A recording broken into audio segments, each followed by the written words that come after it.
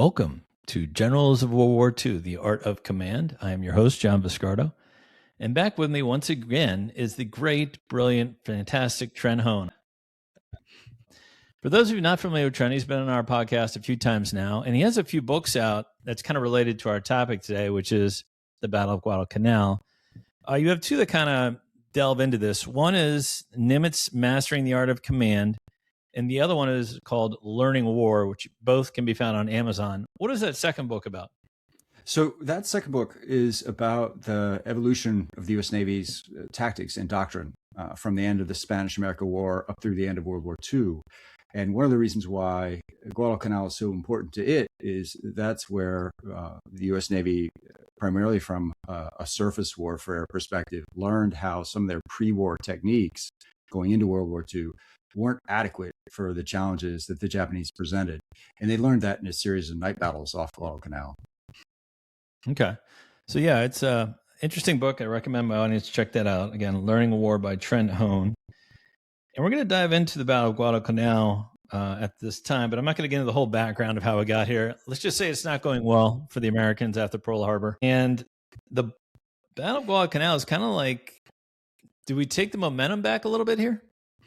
So the way I like to think about it is, you're right, things aren't going well early in 1942. And the opportunity to turn that around is created by the Battle of Midway. A lot of times, Battle of Midway is seen as a turning point. But really what that does is sort of more even things out. It eliminates the bulk of the Japanese carrier striking fleet, but it doesn't give the initiative wholesale to the United States and the Allies. Instead, the initiative is hanging in the balance. I liken it to a fumble in football, right? So now the ball's on the field, and whoever gets there first, whoever grabs that ball, is now going to have the initiative and have the momentum. And Guadalcanal can be seen as that, a fight for the initiative in the Pacific. And victory there gives the initiative to the United States and its allies. The Battle of Guadalcanal takes place between August 1942 and February 1943, marked the first major Allied offensive against Japan in World War II. So why was Guadalcanal, of all places, chosen as the Allies' first major offensive target? Well, it's in the Southwest Pacific. It's at the southeastern end of the Solomon Islands chain. And there had been attention drawn to that area earlier on. You remember the Battle of Coral Sea is fought not too far away. And so what the Japanese are trying to do, one of their offensive thrusts, is to try to sever the line of communications between the U.S. West Coast and Australia. And even after Midway, they're still considering this. There are plans to advance toward New Caledonia, to potentially occupy Fiji, and capturing those islands would have made it much more difficult for the United States to resupply and reinforce Australia, as it had been doing. And this was something that was high on the mind of Admiral Ernest King, who was the Navy's commander-in-chief, and by this time, also the chief of naval operations. And so he had been planning an offensive through the Solomons toward the base at Rabaul, which the Japanese had seized earlier in the year, for several weeks, almost months by the time Midway happens. And so when Midway creates the opportunity to go on the offensive, he very quickly moves to direct Admiral Chester Nimitz, Commander-in-Chief of the Pacific Fleet and the Pacific Ocean Areas Theaters, take the offensive, seize the base. So there's an anchorage at Tulagi across the sound from Guadalcanal. And initially, that's the target, because it can be a fleet anchorage, it can be a base. But once they learn the Japanese are building an airfield on the northern shore of Guadalcanal, it becomes the major target. Yeah, and this isn't to say that the Americans didn't take losses at Midway. They did, big ones. But like you said, you want to keep the pressure on when the momentum's kind of in your court. Exactly. Yeah. Okay, let's get into logistics on each side. How many troops, ships, and planes did each side have kind of maybe at the height of the battle, and who were the commanders? Well, the logistical piece here is really crucial because it's, this is the South Pacific, is far away from Japan, is far away from the U.S. East Coast. So the fact that you mentioned logistics, I think, gives valuable insight into what kind of fight was this? It's at the end of these supply lines. And so, initially, the United States undertakes this offensive with the 1st Marine Division and some supporting forces. There's about 22,000 Marines. I hesitate to call them soldiers. They would get upset at me if I did that. And powerful naval forces. So Admiral Nimitz sends the bulk of his naval units to the South Pacific to support this. The initial landing operation is supported by 3 carriers. There's a powerful surface action group of Allied cruisers. Some ships are borrowed from General MacArthur's Southwest Pacific area. And so commanding the operation itself there in the South Pacific is Vice Admiral Robert Gormley. And there are some naval commanders subordinate to him that are very important to the initial effort, one of which is Vice Admiral Frank Jack Fletcher, who fought at Coral Sea, fought at Midway, and now is commanding the carrier forces initially at Guadalcanal. And then Rear Admiral Richmond Kelly Turner, he leads the amphibious assault. The 1st Marine Division is commanded by General Alexander Vandegrift, who has been a luminary, maybe too strong, but definitely a rising star in the U.S. Marine Corps. And this is going to be an exemplary opportunity for him. On the Japanese side, of course, there's Admiral Yamamoto Irisoku, who commands the combined fleet. So he's got oversight into what the Japanese fleet is going to do here. And one of his chief subordinates in the area is Vice Admiral Mikawa Gunichi, who commands the 8th Fleet, which is based at Rabaul. He's going to play a very important part early on in the campaign. And then the Imperial Japanese Army officer who's responsible for this area, initially both New Guinea and Guadalcanal, is the commander of the 17th Army, Lieutenant General Hayu Kutaki Harukuichi. I may have pronounced that wrong. But later on, as the fighting sort of reaches its height, command of the Imperial Japanese Army divides, and Hayu Kutaki moves his headquarters to Guadalcanal so that the 17th Army can fight there and try to kick the Marines and then the U.S. soldiers from the Americal Division that eventually reinforced the Marines, try to kick them off the island. Yeah, do you have numbers on the Japanese land forces? They have more of a trickle. They initially start with a detachment, the soldiers, the special naval landing forces that they were going to send to Midway. So that's, like 1,600, I think, or something like that. But it's some small force compared to what Vandegrift could bring to bear. And then eventually they send multiple divisions to the island. So you're talking, 40, 50,000 men, something like that over time.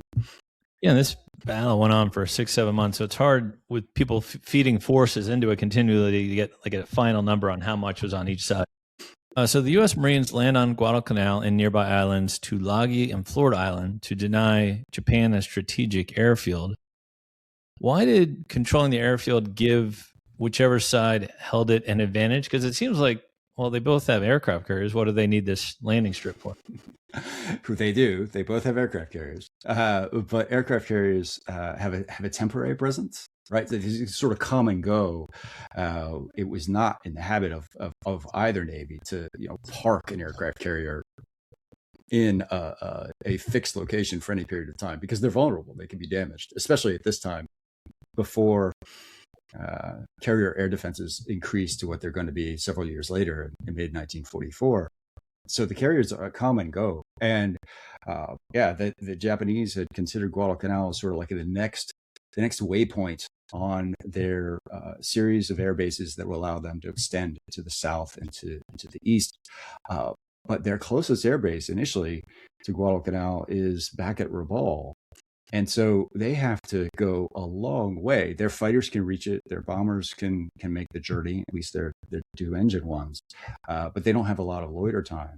And so what the airbase at Guadalcanal, which is ultimately named Henderson Field after a Marine aviator who lost his life at Midway, they get local aerial superiority. Coast watchers who are in the islands farther to the north and west can report the fact that Japanese planes are coming. It gives the aviators there, both Army, Marine, and even New Zealanders, an opportunity to get into the air and then fight the Japanese planes that come over.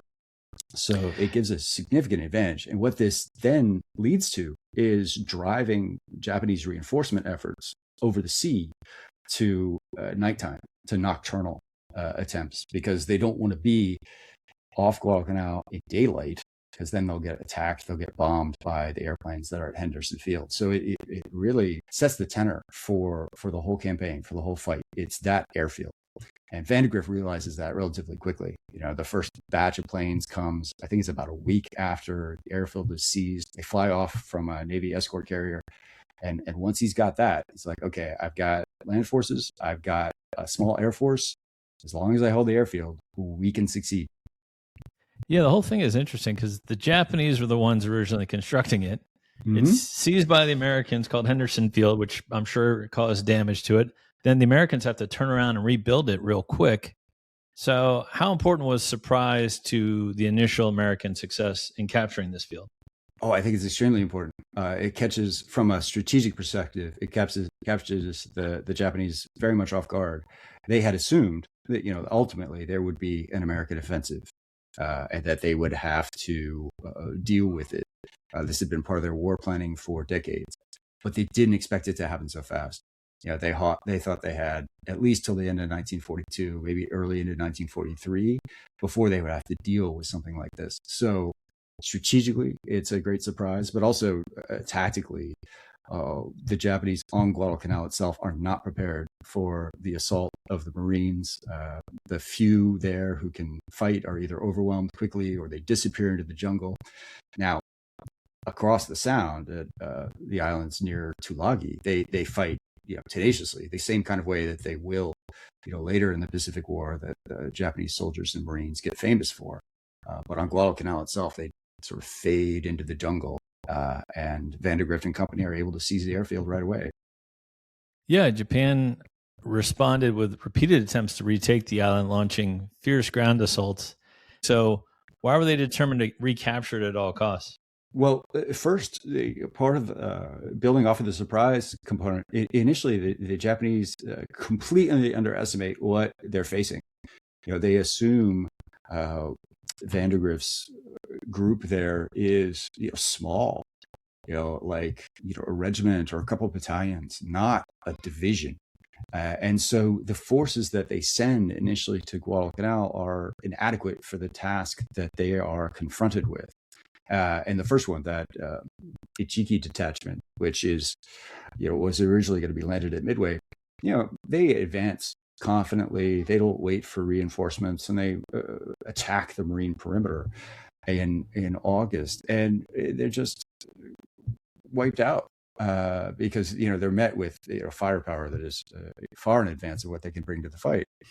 And so then you get sort of a trickle of additional reinforcements. Part of this tempered by the fact that the Japanese are trying to do this at night, right, because of the airfield. So what they resort to usually are like destroyers or other high-speed ships that can make that run into the island at night, drop off the troops, and then escape before the sun comes up, and they can be subjected to air raids. So you get, a couple hundred or a couple thousand Japanese soldiers showing up at a time.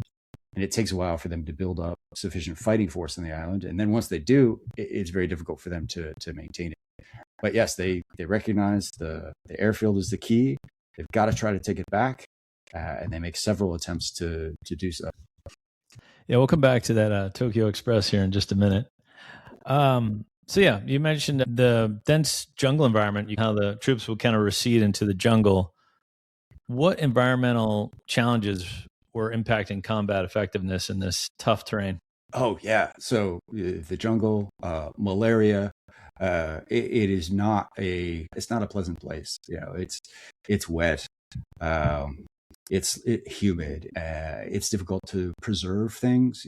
There are several accounts of either foodstuffs or supplies, building materials, these things rotting away in the South Pacific heat and humidity. And so it's not just difficult to fight in, it's difficult to sustain an armed force in.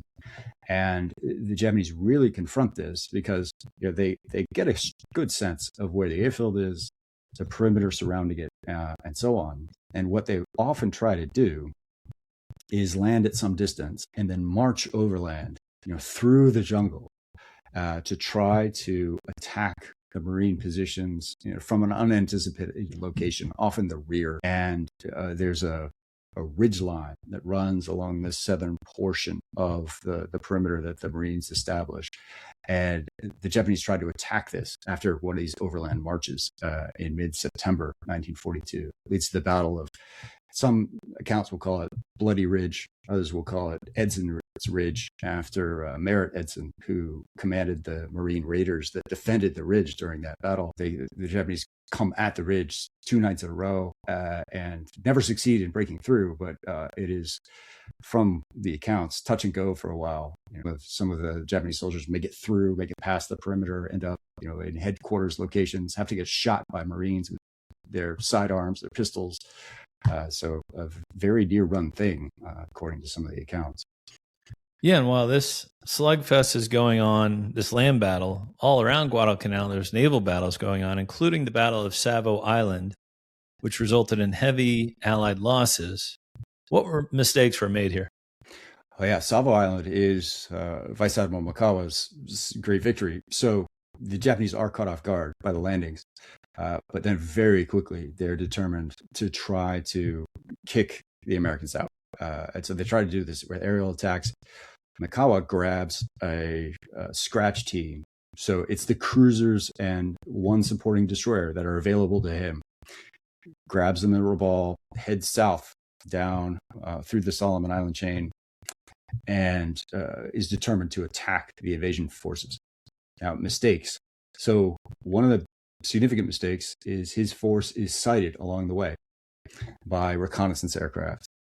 It takes a long time for that message to make it through the various communication channels to reach Rear Admiral Turner and the others who are there off the island. So that's one mistake.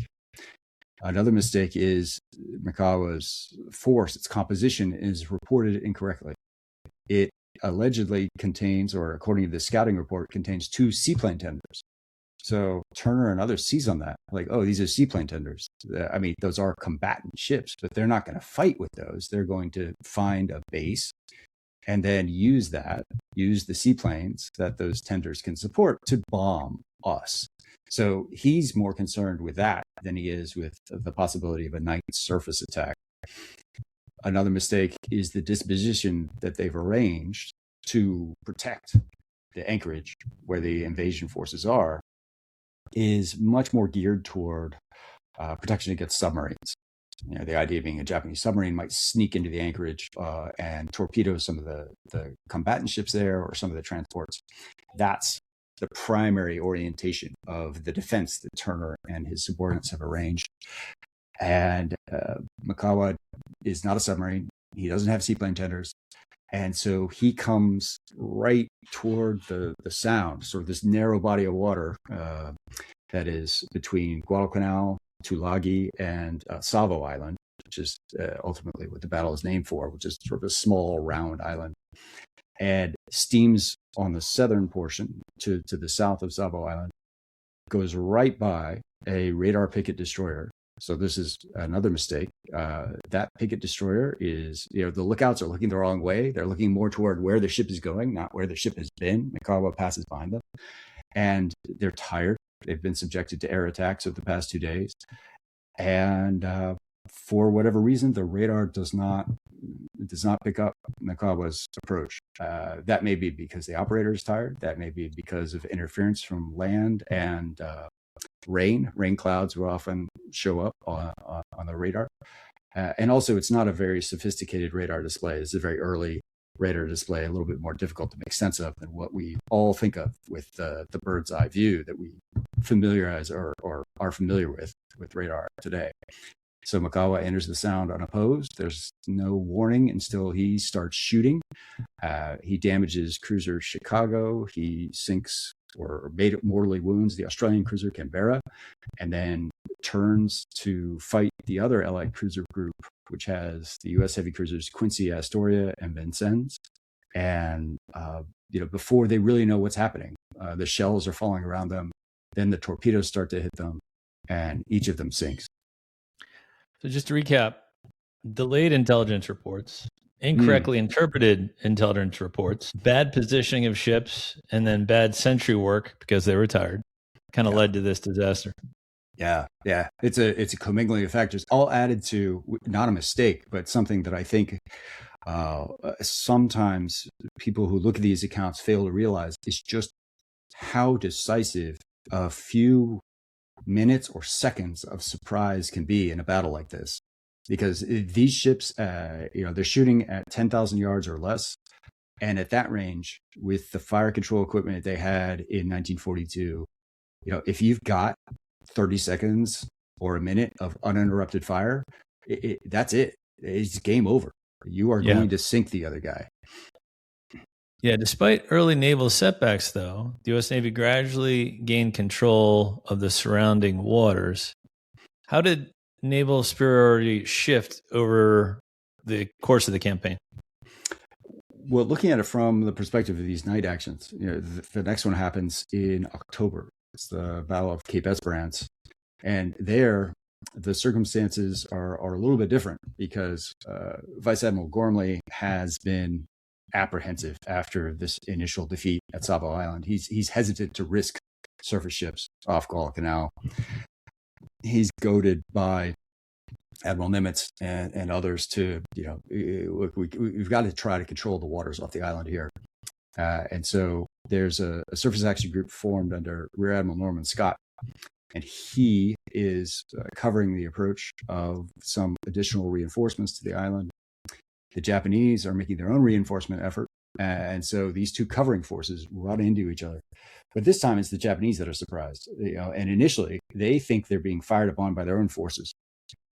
The admiral in charge of the Japanese formation basically dies, assuming he's a victim of friendly fire as his flagship is being hit.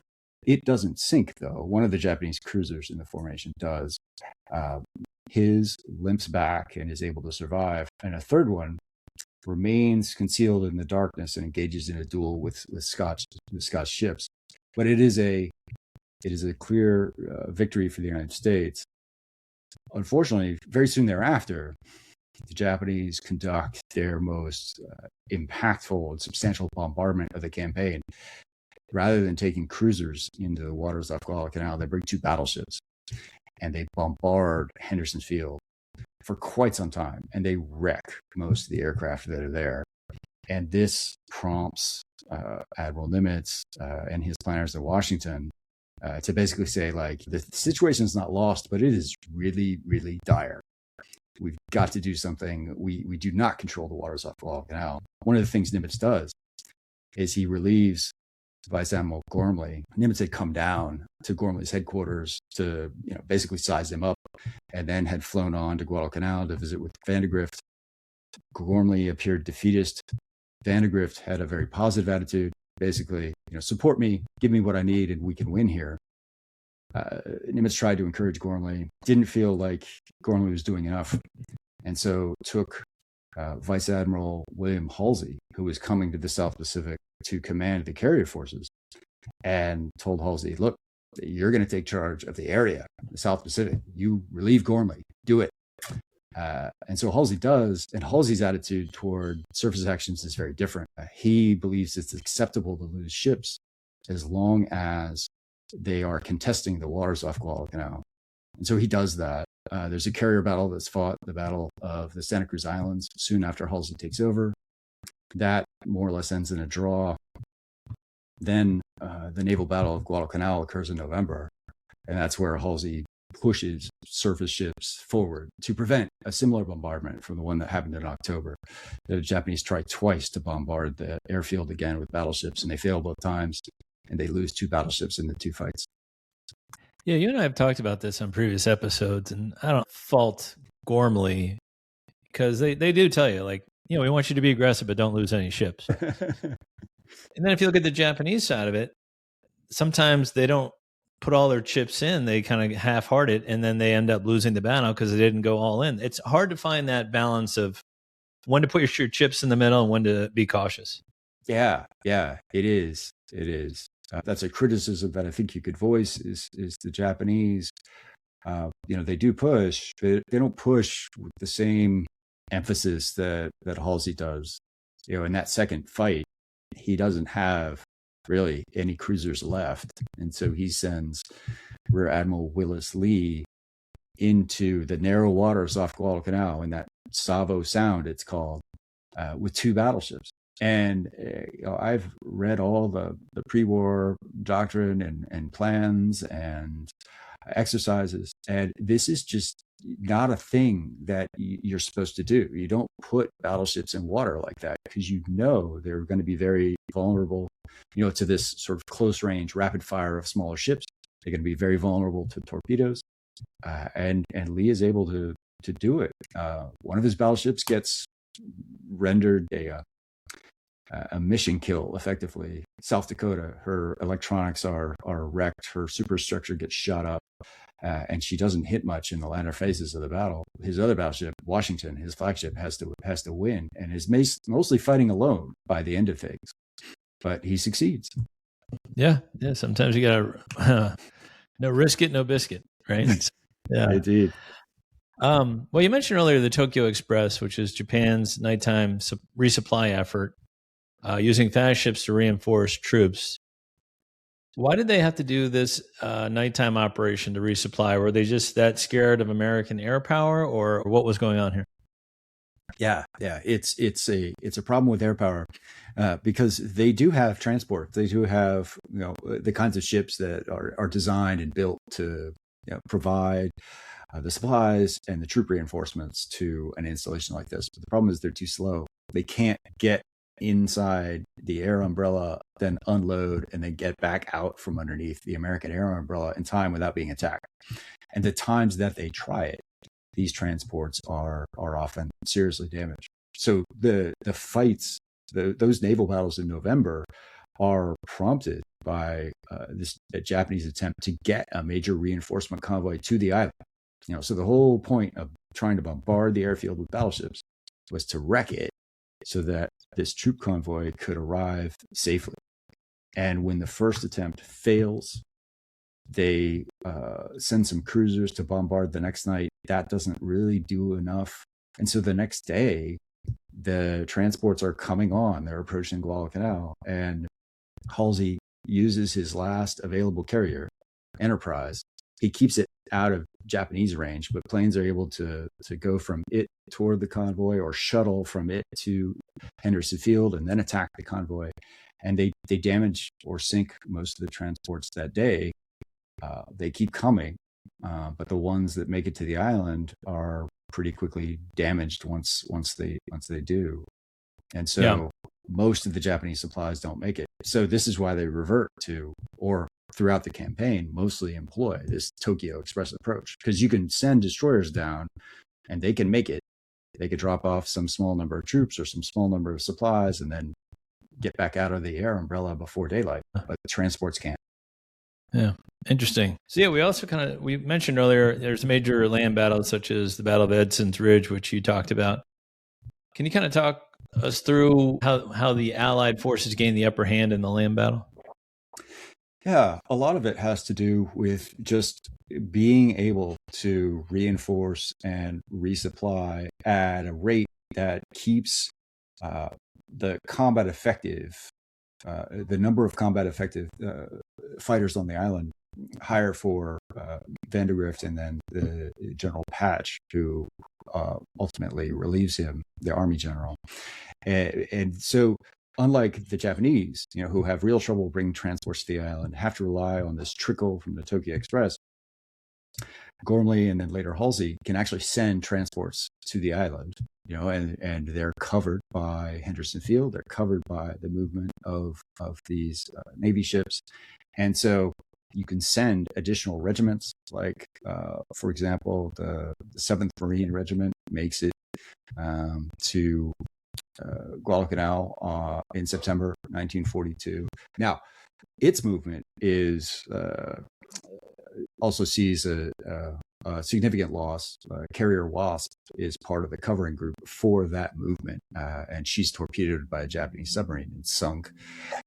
And then there's another reinforcement. This is the 164th Infantry Regiment, part of the Americal Division from New Caledonia.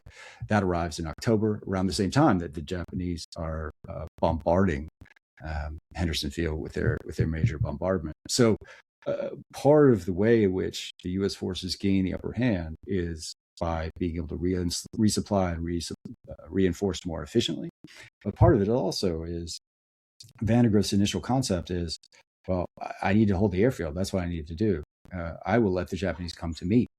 So while he can operate from a base that is getting reinforced and resupplied and operate on interior lines, the Japanese are trying to come at him. And many times these are through these overland treks through the jungle where soldiers will get lost, they'll get tired, they'll not have sufficient food, enough calories to really make this journey effectively, and then they're attacking at the end of that march. They're attacking at the end of that journey, and although the Japanese display their typical enthusiasm for battle, their energy, they are just unable to overcome the defenses that the soldiers and the Marines have established. That happens at Edson's Ridge.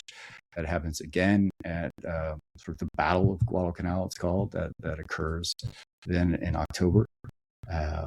There, the soldiers of the 164th Regiment and the Marines, they fight together because the soldiers sort of come in and rather than relieving an entire section of the Marine line, they just filter in with them, and it creates a bond that, at least for those units, now goes back to that time in 1942. Yeah, I was going to ask you about this because by late 1942, Japanese forces were weakened by attrition. So basically, a platoon doesn't have its full complement, a battalion doesn't have its full complement. Starvation and constant combat pressure, where you just can't get sleep and you can't focus anymore because you're always under attack. So which of these factors contributed most to Japan's declining strength?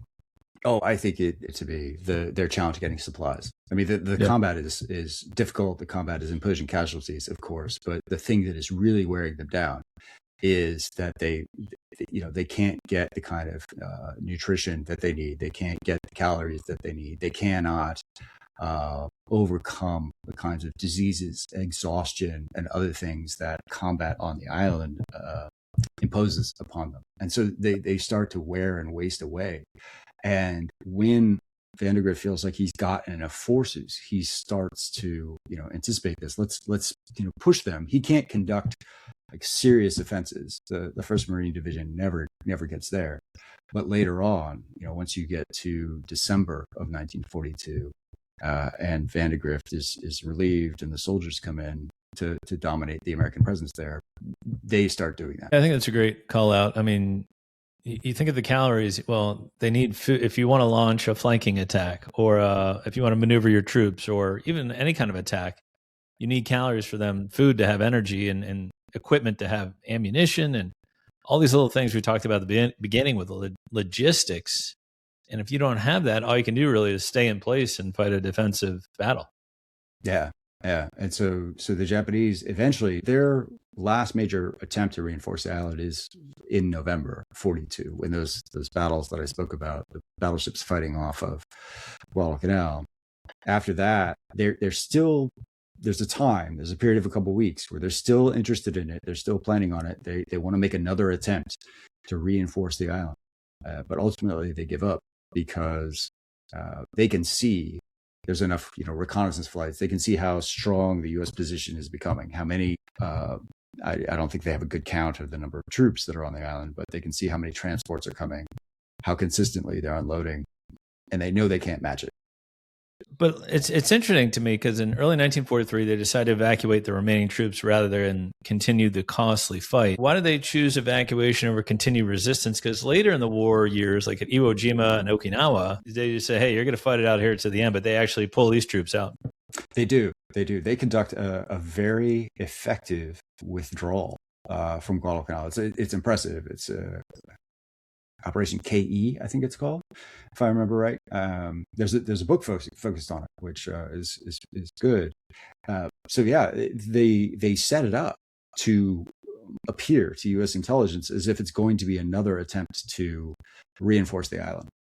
So Halsey assumes that, Nimitz assumes that, but instead, what it is it's this withdrawal. So while U.S. forces are anticipating the next major attempt to take the island, they're not in position to prevent the withdrawal, which is what the Japanese actually do.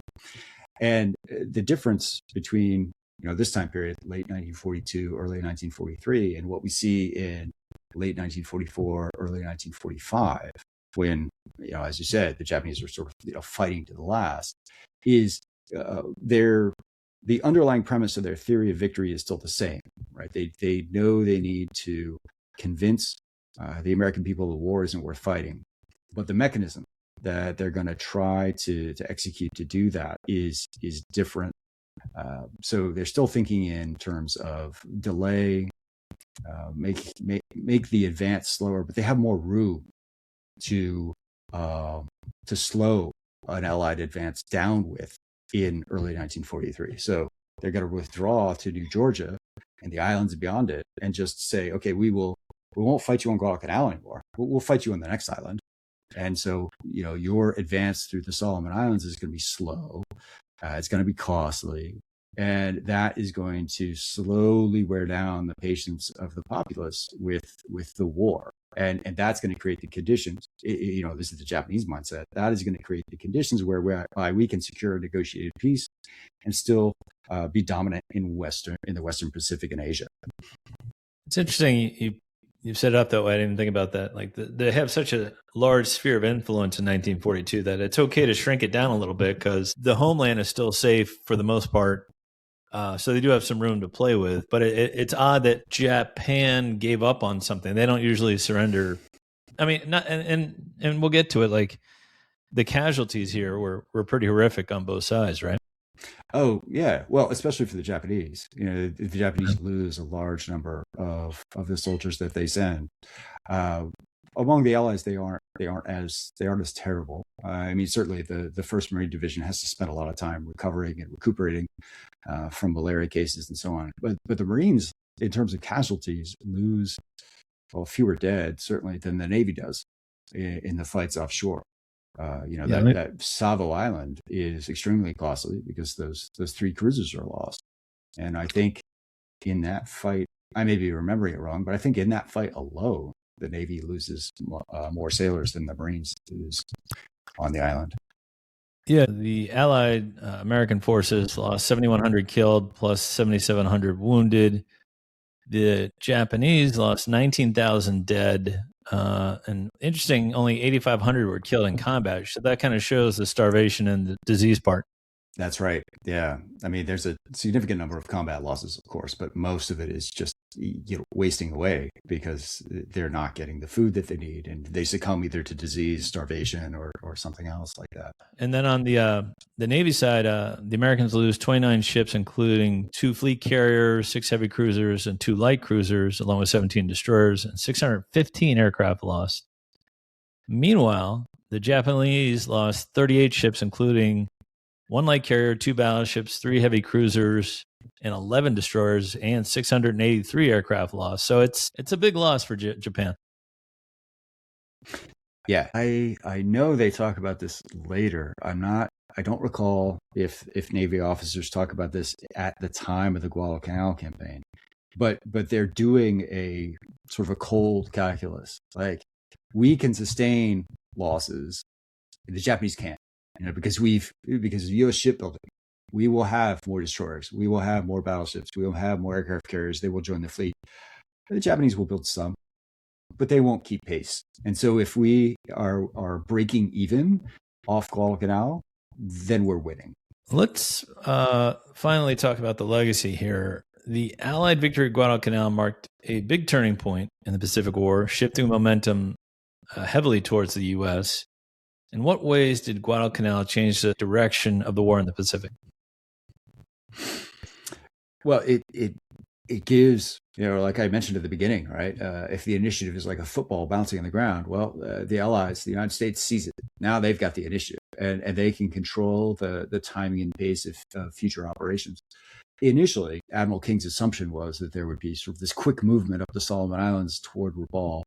That, of course, doesn't happen. They fight for Guadalcanal until early 1943, and then after the Casablanca conference in January 1943, the Allies, agree. Well, we'll keep executing an offensive in the Pacific. So they think about the next phase. Guadalcanal was initially supposed to be the first task in a series of 3 tasks, which would ultimately get back to Rabaul. Tasks 2 and 3, the leadership shifts away from Admiral Nimitz to General MacArthur. And so what you see in early 1943 is a negotiation between MacArthur and his planners and the planners in Washington. How many forces can I have? How am I going to execute this next phase of the offensive? How am I going to get not just, onto the northern shore of New Guinea, but then ultimately toward Rabaul? And they can't give him everything that he wants, but they give him enough. And so he and Admiral Halsey work together to advance up the Solomons, advance through New Guinea, and keep the Japanese focused on the South Pacific. And so that's sort of like, the holding arm that is keeping Japanese attention. And meanwhile, the U.S. Navy is building up, the U.S. Army is building up, the Marines are getting larger. And so Nimitz is essentially cocking his sort of solid right hook, which is going to be the offensive through the Central Pacific, and that starts unleashing in November 43. So Guadalcanal gives the initiative to the United States. They maintain it. They keep the Japanese focused, and then unleash another parallel, extremely powerful offensive in the Central Pacific later in the year. Yeah, just amazing. What the battle did and kind of altered the strategic outlook of the battle. But yeah, I mean, to your point earlier, during World War II, workers at the Henry Ford Aircraft Factory built a staggering 8,600 B-24 bombers in 3 years. And at its peak, they produced a B-24 every hour. So it's hard to keep up with that production. Yes, it is. It is hard. Yeah, that Willow Run plant is really something. But what I think, that's sort of like the pinnacle of aircraft building. What that kind of industrial capacity is being unleashed across the United States, right? They're building Liberty ships very quickly, building destroyer escorts, all these other things, building tanks, and all that industrial capability in terms of transportation, logistics, firepower, etc. It starts to be unleashed. That's one of the things that I think is important to keep in mind when thinking about Guadalcanal. Is a lot of the times our attention is drawn to the later fights where there's more footage. You have movies, some of the later battles in the Pacific, and all that industrial capacity is being brought to bear. That doesn't happen at Guadalcanal, right? The Marines are fighting with really like old light tanks, M2 Stuarts, M3 Stuarts, and they have Springfield rifles, not the M1 Garand, which is a semi-automatic. They have the bolt action Springfields, which are comparable to the rifles that the Japanese had. They have old artillery pieces, old pattern 155, 105 millimeter guns. And so it's almost like it's a pre-war sort of capability that the Navy and the Marines bring to Guadalcanal, and they succeed with it. It's a great call, because like our success at Iwo Jima and Okinawa, even though there are tough battles, they stood on the shoulders of Guadalcanal. Yeah, and of course, there's the Marines will look to it, right? I mean, the first Marine Division's patch, it's got Guadalcanal on it, and the Southern Cross on it, because of this. This was their fight. This is what they traced their lineage to, and so it's now caught up. It's now caught up in the ethos of the Marines and how they identify themselves, how they think about themselves, accomplishing it largely in their argument. I mean, we've talked about all the other things that came together to make this successful, but in their view, after Savo Island, the Navy left, and they were alone, and they had to win. The Navy comes back, but they did win, and so that's sort of etched into Marine lore now. Well, good stuff as always, my friend. Thank you, Trent. Again, Trent has a couple books out. Nimitz, Mastering the Art of Command, which is a nice play on words that jazz with our podcast. And then Learning War, which I can learn more about the Battle of Guadalcanal. We thank you, Trent, for your time. Wrapping up, we have also started a new Patreon page. So if you'd like to support our podcast financially, I would appreciate it, of course. And please give our YouTube and Facebook page a follow when you have time. And thanks, everyone, for listening.